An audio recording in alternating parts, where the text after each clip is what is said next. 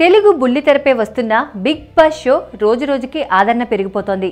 ఈ షో మొదలైన 1-2 రోజులు పెద్దగా ఇంట్రెస్ట్గా కొనసాగకపోవడంతో చాలా మంది విమర్శించారు.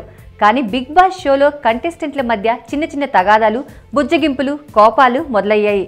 దీంతో ఈ షోపై ప్రేక్షకులకు క్యూరియాసిటీ పెరగడం మొదలైంది.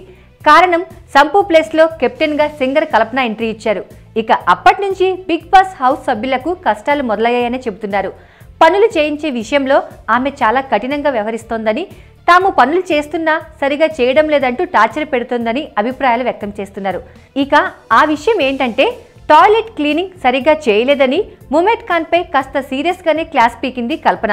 దీంతో ముమైత్ ఖాన్ మిగతా టీం సభ్యుల వద్దకు వెళ్లి బాగా ఏడ్చింది. అంతేకాదు బిగ్ బాస్ కెప్టెన్గా కొనసాగుతున్న కల్పన వ్యవహార శైలిపై కొందరు ఇంటి సభ్యులు మండిపడుతున్నారు. కెప్టెన్ బాధ్యతలు స్వీకరించిన తర్వాత కల్పన పూర్తిగా మారిపోయారని, వచ్చిన కొత్తలో అందరికీ తానే దగ్గరుండి పనులు చూసుకునేదని, ఇప్పుడు ఆర్డర్స్ ఇవ్వడం, గట్టిగా మాట్లాడటం ఎవరూ జీర్ణించుకోలేక వామ్మో కెప్టెన్ ఇంత కఠినంగా వ్యవహరిస్తారా అంటూ చెవులు కొరుక్కుంటున్నారు.